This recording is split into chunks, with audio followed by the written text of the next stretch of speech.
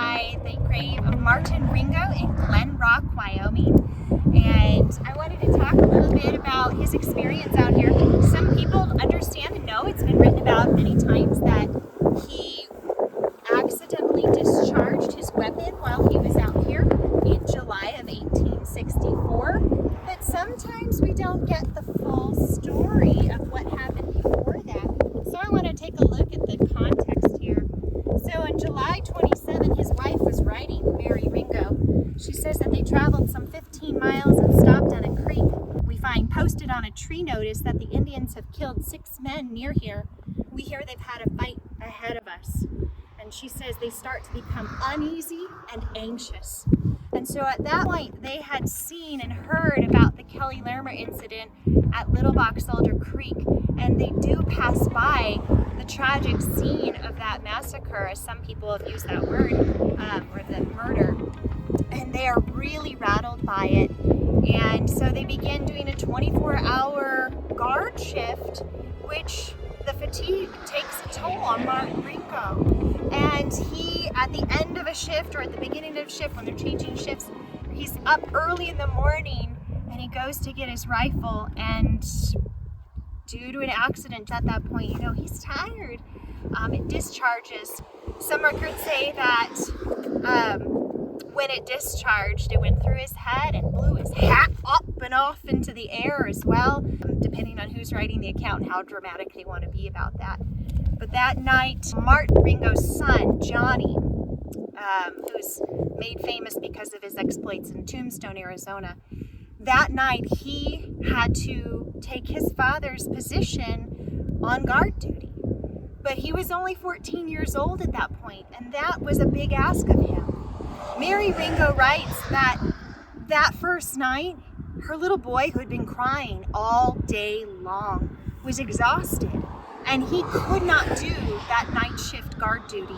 He was probably also very scared, thinking that maybe they would get attacked too. This is, a big ask for a 14-year-old boy. So that night, as he was standing post, he was falling asleep. But his mom, Mary, would whistle or whisper or signal to him to get him to wake back up. The fact that she did that tells us that she was really the one that stayed up all night long in her husband's place after having, as she calls it, the worst day of her life. So that day becomes Johnny Ringo's real coming of age, where he has to step it up, and his mom helps him through that. And so that story about his mom has not been included in prior literature because it's found in the account of a woman who was with them, America Forbes. And she wrote her account of traveling through later, and she submitted that for a biographical project for the World's Fair at that point.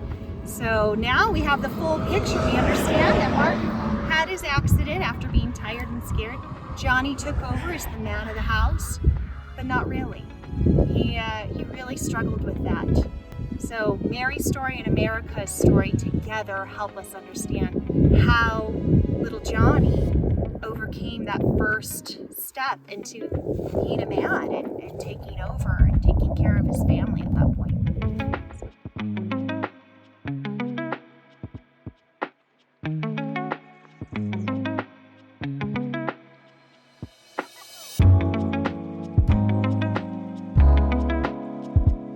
Another thing about the Ringos that I have never seen in prior literature is that when they were coming north, or I guess it'd be west at that point, northwest, from Little Box Elder Creek towards Deer Creek Station, they had a little bit of an encounter with the family of William and Sarah Larimer.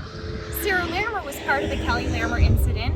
She had escaped captivity, come back to Deer Creek Station, found her husband, and they were back in the wagon going down to Fort Laramie to be taken care of. They needed some medical attention, and that's where they would get it.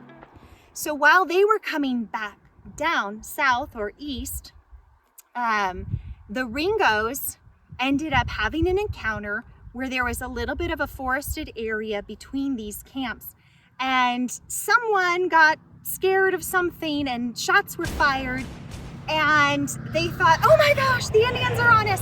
So the Ringo party shot fire back towards whoever was there, and that was on the other side of the forested area, the family of William and Sarah Larimer and the little son Frank. And so they did realize, oh, this is, I guess, a friendly fire situation, or it's a mistake. But that had never been talked about before. So interesting, full circle story. Both people being survivors impacted by the Platte River raids of 1864. So there's just always more to the story, you know? There's more than just this one isolated case, and how these stories intertwine is just precious, and it's incredible to me. And so if you want to know more about that, if you're curious about the Johnny Ringo coming of age story, or heck, if you're interested in Wyatt Earp's coming of age story, that's also in Immigrant Tales of the Platte River Raids. Pick up a copy of the book. It will answer all sorts of questions, and it'll get you asking some more. So thank you for joining me today on this little road trip.